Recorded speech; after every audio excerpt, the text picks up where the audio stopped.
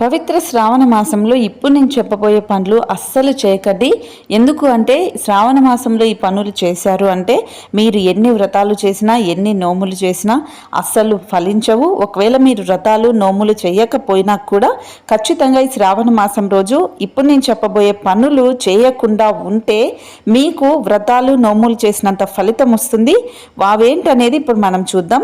ముందుగా చెప్పినట్టే మాంసాహారం మద్యం అనేది శ్రావణ మాసంలో అస్సలు తీసుకోకూడదు. చాలా మందికి తెలియని విషయం ఏంటంటే ఈ శ్రావణ మాసంలో వంకాయ కూర కూడా తినకూడదు అని పురాణాల్లో చెప్పబడింది. ఎందుకంటే పురాణాల ప్రకారం వంకాయని అశుద్ధమైనదిగా భావిస్తారు. అందుకనే శ్రావణ మాసంలో అస్సలు ఇవి తినకూడదు. ఏకాదశి, చతుర్దశి వంటి కొన్ని ముఖ్య రోజులలో కూడా వంకాయనని తినని వాళ్ళు కూడా చాలామంది ఉన్నారు. శ్రావణ మాసంలో ఉపవాసం ఉండే భక్తులు శివుడికి అభిషేకానికి పాలను ఉపయోగించవచ్చు, కానీ పాలను పానీయంగా మళ్ళీ మీరు తీసుకోకూడదు. శివ పూజ చేసేవారు రోజు ఉదయం ఎంత వీలైతే అంత త్వరగా పొద్దున్నే అంటే సూర్యుడు ఇంకా సూర్యోదయం అవ్వకముందే మేల్కొని పూజా కార్యక్రమాలు పూర్తి చేసుకోవాలి.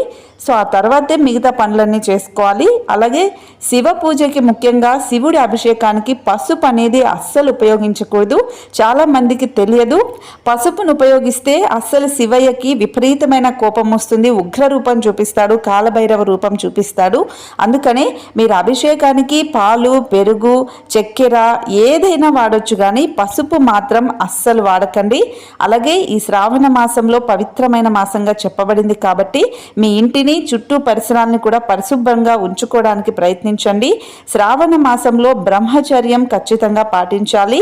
అన్ని విషయాల్లో సమన్వయంగా ఉండాలి, ప్రశాంతంగా ఉండాలి, గొడవలన్నింటికీ దూరంగా ఉండాలి.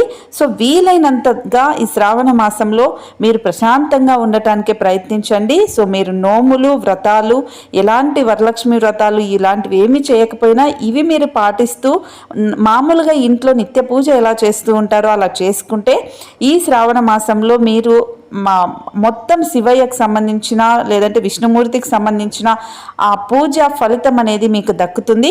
కాబట్టి ఇప్పుడు నేను చెప్పిన పనులు అనేది మీరు చెయ్యకుండా ఉండటానికే ప్రయత్నించండి. సో ఈ వీడియోని ఖచ్చితంగా ఒక 10 మందికి షేర్ చేయండి. వాళ్ళందరూ కూడా తెలుసుకొని పాటించే అవకాశం ఉంటుంది.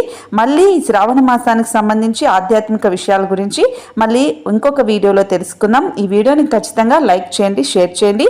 మీ కామెంట్ని కూడా ఖచ్చితంగా కామెంట్ రూపంలో తెలియచేయండి.